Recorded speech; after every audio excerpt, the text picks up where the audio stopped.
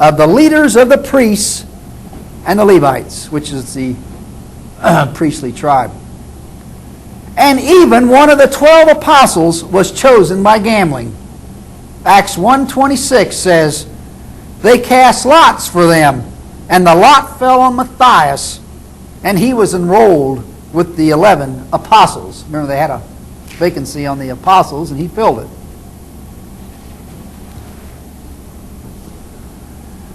And finally, Proverbs 18:18 goes so far as to advocate gambling as a way to settle conflicts by saying, a coin toss ends arguments and settles disputes between powerful opponents. Despite all this evidence, however, apologists try to depict the Bible as an opponent of gambling. The following rationalization is rather typical of that which has been written by many apologists.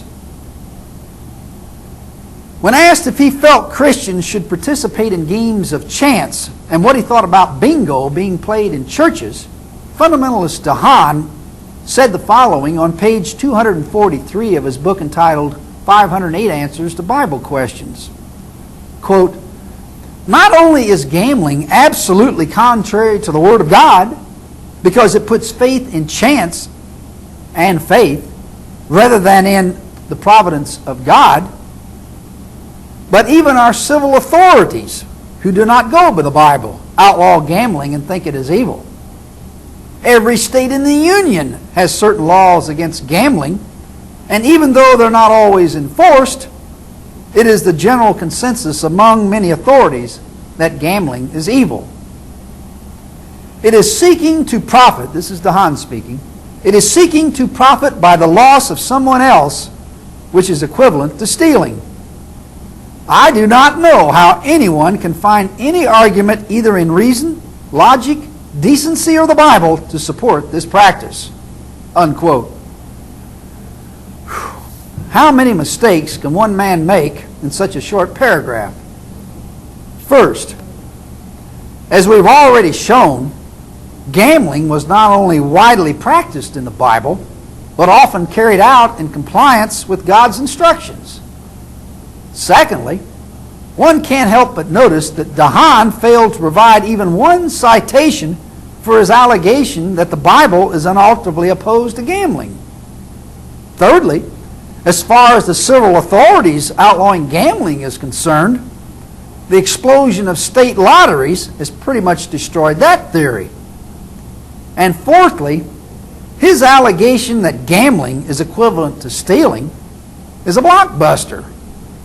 That would mean all stock exchanges, all bond markets, and commodity exchanges would be nothing more than another name for stealing, because each one involves getting a gain through someone else's loss. Indeed, DeHaan's comments are practically an indictment of capitalism. In summary, one may not be able to find an argument based on reason, logic, or decency for gambling, but he should have no problem finding biblical support.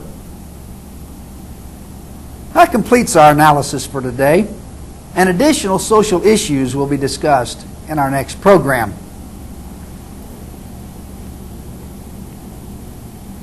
We would like to conclude by reading a letter we received some time ago from Richmond, Virginia.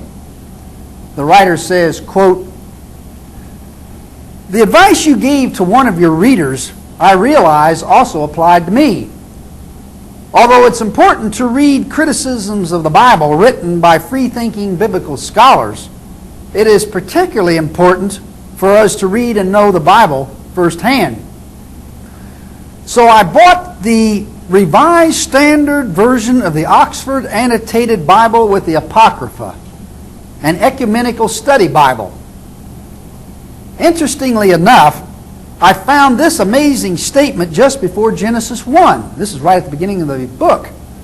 Quote, the primeval history contained herein reflects a mythical view of the movement from creation to the return from chaos in the catastrophic flood and the new beginning afterwards, unquote. Then he continues, the mythical view also included the Adam and Eve story and the fall into sin. And since the Christian religion is premised upon sin, redemption, and salvation, doesn't that alone cause the Old Testament and the New Testament to fall apart? I'm anxious to know your reaction to this surprising statement found at the beginning of the book I just bought. To this I responded, ecumenical Bibles are generally produced by the liberal wing of Christianity and reflect a more pragmatic approach to the clash between Christianity and the Bible on the one side and science and reason on the other. It's not surprising that Christian liberals will often admit that many biblical miracles and stories are little more than myth and folklore, but what is surprising is their belief that equally ridiculous myths, such as the resurrection, the ascension, and heaven, are true. Their theology is almost as inconsistent as that of the fundamentalist, although they are often incapable of realizing as much.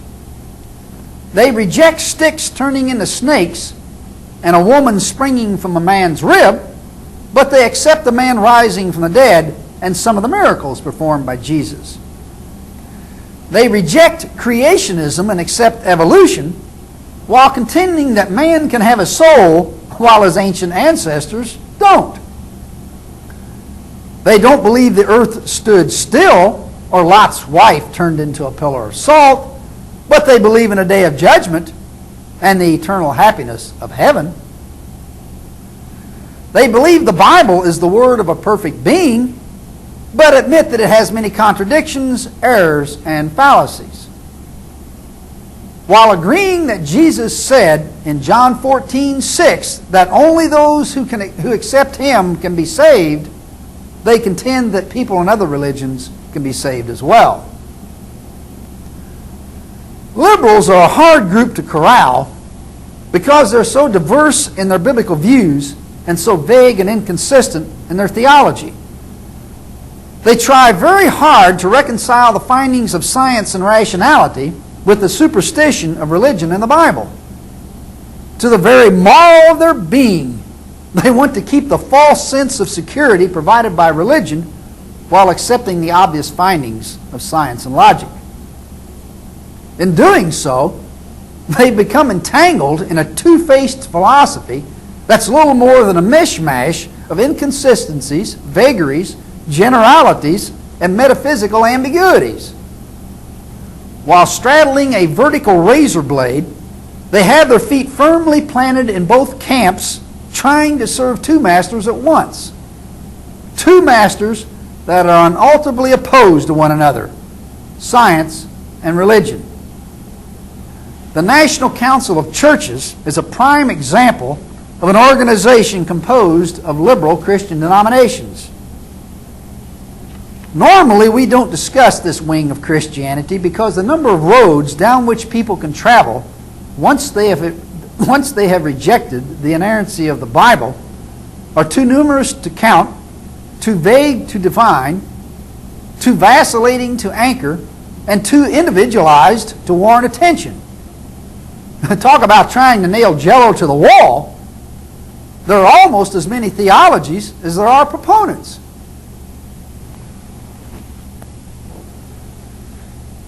That completes our presentation.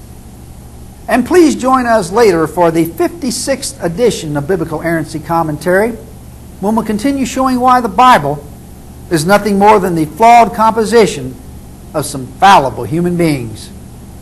Thank you for listening.